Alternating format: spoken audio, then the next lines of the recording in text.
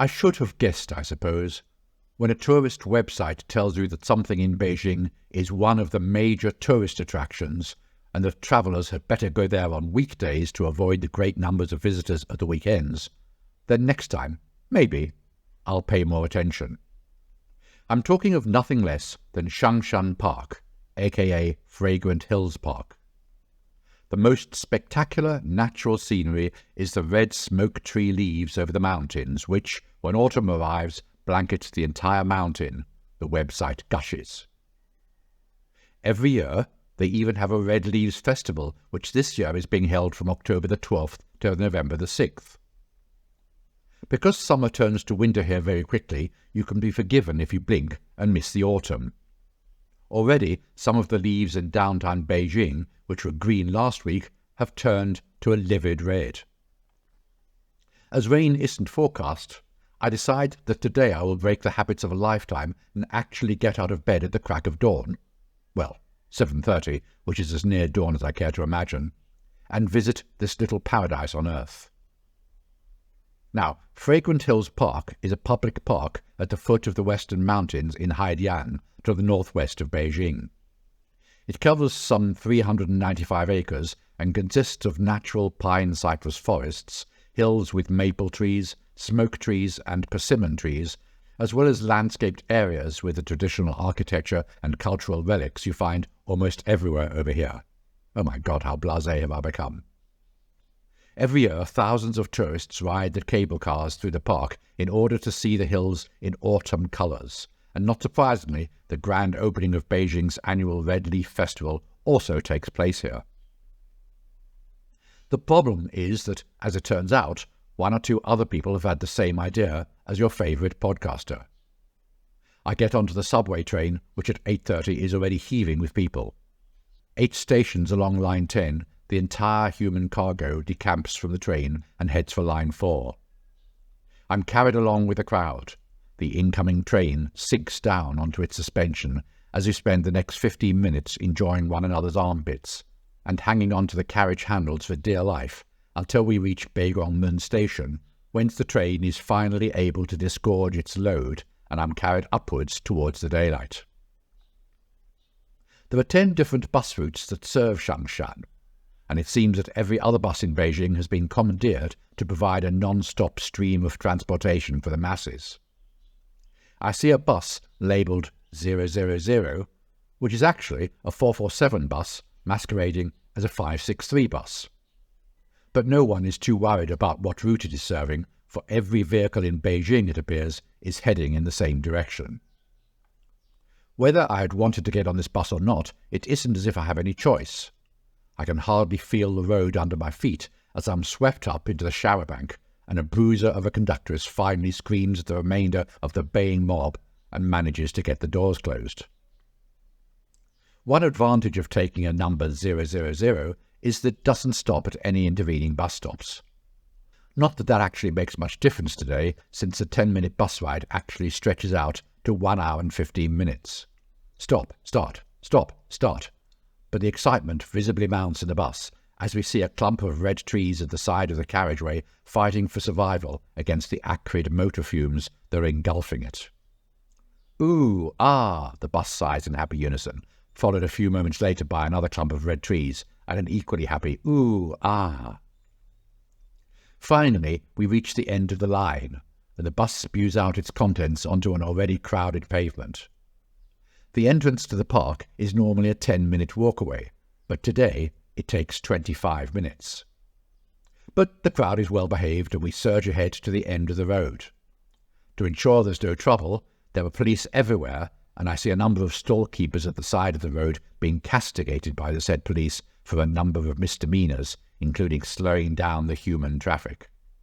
There are even police-on-duty boxes manned by zealous officers of the law to keep a watchful eye on proceedings. At the entrance to the park it is obviously carnival time. Floral displays accentuate the red leaf motif, and the 2 main entrances are bedecked with red plastic leaves. But something is amiss, for once inside, there appears to be a total dearth of red leaves. How can this be? Sure, there are beautiful trees all around, but the problem is most are green or yellow. But wait, over there is a tree turning orange. Does that count, I wonder? Obviously, others too are somewhat mystified as they head towards the orange spectre. Now, the problem is that the Chinese love the colour red, as the feng shui energy of red is that of arousal. It is hot, passionate, rich, and celebratory. Red is the Chinese colour of luck and happiness. So now everyone is looking for something red to be photographed with. Some have their pictures taken in front of posters showing what the place would have looked like if nature hadn't put two fingers up to the world and actually done what it was meant to do. A couple noticed that an itinerant Mickey Mouse, whom I could have sworn I saw at the Olympic Green last week, has red trousers, and insist on taking each other's pictures with the ruddy rodent. It seems that I, along with a few million others, are not going to be lucky today. The fickle finger of fate has seen to it that we will all have to come back another day, perhaps after the Red Leaves Festival is actually over, if we want to see any red leaves at all here. Undaunted, I head over to my favourite part of the park, which actually isn't officially in a park at all, though you have to pay the park entrance fee to be able to actually reach the entrance to the Temple of Azure Clouds, which will set you back a further 10 yuan on top of the 10 yuan you've already forked out for. The Temple of Azure Clouds is a Buddhist temple complex built in the 14th century during the Yuan dynasty, which is built on 6 different levels over an elevation of 100 meters. It also includes a memorial hall to the celebrated Chinese nationalist Sun Yat-sen. As you pass through the gate hall, constructed during the Ming dynasty, you're greeted by 2 warriors known as Generals Heng and Ha in Buddhism. It's their role to safeguard the temple gate. You now pass through a series of gatehouses and halls, each with statues of divine beings inside. One hall houses a smiling bronze statue of Buddha Maitreya, 2.5 meters in height, while another features Buddha Sakyamuni with Manjusri and Samantabhadra, together with 2 disciples on either side. Something for which the Temple of Azure Clouds is famous is its Arhat Hall, built in 1748 for the first convocation in Buddhist history. It's the best preserved among the 4 Arhat halls in China.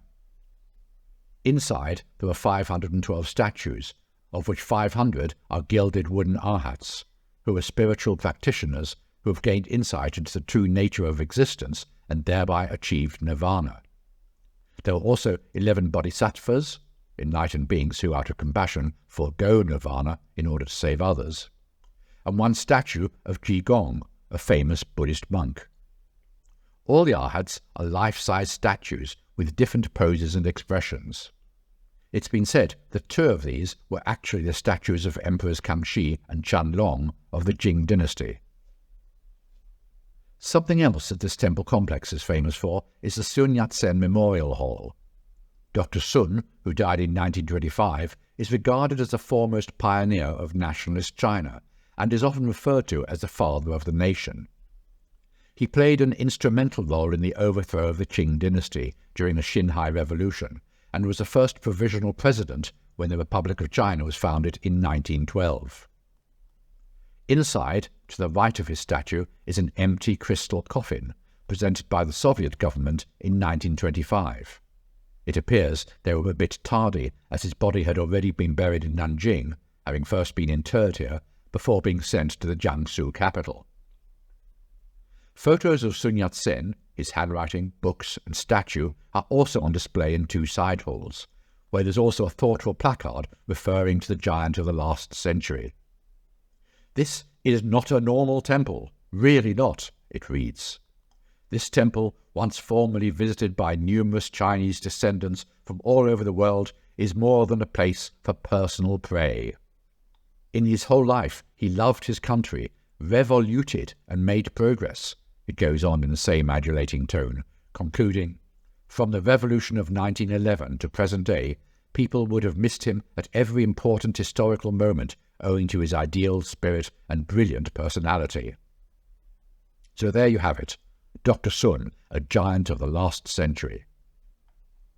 As I walk down the hill towards the waiting buses once more, I notice that for some it has been a hard day with all the crowds and excitement. I tiptoe quietly past a sleeping craftsman who appears oblivious to the world. Avoiding the queues for the 563 bus, I walk on an extra 200 metres to the bus station round the corner, and have no problem getting onto a 696, and even manage to grab a yellow seat reserved for the elderly, sick and pregnant, which takes me practically all the way home. Okay, it takes over an hour with the heavy weekend traffic, but for the princely sum of 1 yuan, about 10 pence, who am I to complain?